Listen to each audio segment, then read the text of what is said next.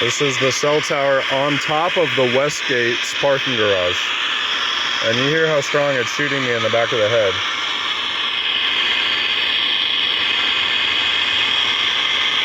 This is like $1 million condos here on my right, the Turnberry Towers. And the second you step foot on the sidewalk of the Turnberry Towers, like millionaire condos, you get horribly fucking irradiated by the Westgate cell towers. That's a fact. I'm getting pumped in the back of the head by the Westgate property cell towers right now. And on my right hand side is millionaire level condos. So why would you pay $1 million to have your head irradiated? I wouldn't.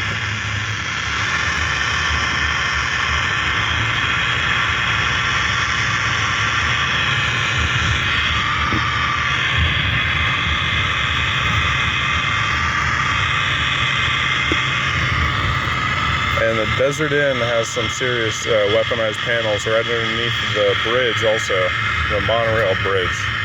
And we will be waiting to hear their transmitter show themselves. So right now I'm still being hit with a constant heavy beam. They've changed strategies. They don't want the pulsing to be seen, so they're transmitting even more dense blast. You hear it? I can't make it up. That's shortwave 1, a single antenna. That's how heavily irradiated my environment is. Now going back to medium wave, microwave, dancing gigolo wave, dancing leprechaun wave, whatever you want to call it, 500 kilohertz to 1600 kilohertz is what the band is. Okay, it doesn't matter what wave you call it because there's different slang and phraseologies for different bandwidths. But what everyone in the world can comprehend is what amount of kilohertz it is, 500 to 1600 kilohertz. So now we're in range of the panel antenna under the bridge here.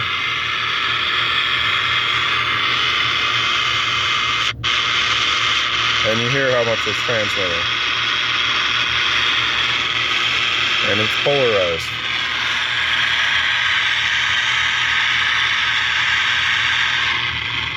See? Polarized. Heavily polarized. And we got a series of small cells right here also. Right there. And then underneath this, you see all these panel antennas? If you take those stairs, that is less than 10 feet away that you're experiencing directed energy. If you use those stairs under the monorail, you'll be looking into those weaponized panel antennas at less than 10 feet away.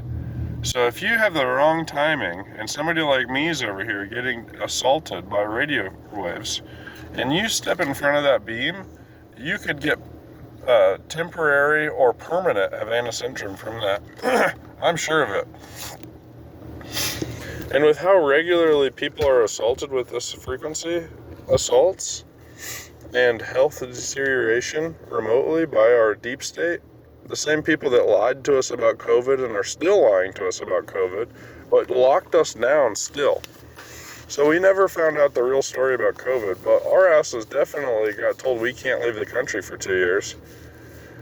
That's what corruption is. And if you guys don't have balls, you'll never live in a better place. We'll just have a continued deteriorating level of liberty. It's just like when you're an elderly person. If I was making your care plan and you just had a stroke, I would say your new best that you could be is right here after that stroke. Well, COVID is like a stroke for society, so our new best that we could possibly be is like here. And then once everybody acknowledges that I've been telling the truth the entire time and having my character attacked by fucking psychopaths that are paid to be a part of this program, then the new level after COVID and after radio frequency mind interference and the Patriot Act being misused, and I've also written letters to 5 senators I could trust, senators and congressmen and women. And still, these people are paid by the intelligence community and affiliated agencies to try to attack my character daily. In addition to the radio frequency assaults, the ultrasound and typical sound assaults, and the entire time I've been telling the truth. So, like that sets the bar to like below sea level for what the United States is at right now. And if we followed the same strategy for establishing a care plan, then it would be very, very unlikely for us to ever climb back above this new low that I've seen in the last 10 years, which is man-made, extremely contagious, like a biological weapon level attack, while we're being irradiated to death too. So for these people to link your brains to satellites and cell towers, it's easier if they see you happy, sad, upset, all those things. And that's not a normal way to live, to go through all those emotions. So what they do is they isolate you and create horrible things on purpose in your life to make you that sad, to make you that angry. So it's really is MKUltra. It's MKUltra without ever having to be inside of a building, because they do this on your life with everything that you do, everything that you see. So like, if you're a white guy, they'll try to make you think that black guys and Mexican guys are with your wife all the time. And that's just one example. And like me, you don't care, right? You know that that's unlikely, if not impossible. There's no chance that there's a Mexican guy or a black guy with my wife at any given time, especially because I don't even have a wife. So that one's impossible. So you go down the list. What's the next thing they could possibly try to get you mad at? You know what I mean? It's just everything. These people try to do anything under the sun to try to piss you off. And when that doesn't work, then they try to involve the police departments and try to say all sorts of accusations that have to be listened to. Like, for example, in my case, they had a lesbian couple of 40-something-year-old women saying that I'm harassing them, violently harassing them, and I mean them harm, which is not true at all. I didn't even know who either of them were. They were actually harassing me daily, every single day, and then communicating to my girlfriend, communicating to my mom, communicating to my dad, while communicating to the police department, judges, and everyone that they could come in contact with as far as representatives of the city that have anything to do with protecting services of protection or anything like that. So these people straight up told a story of all lies to try to attack my character. They were never found guilty of perjury.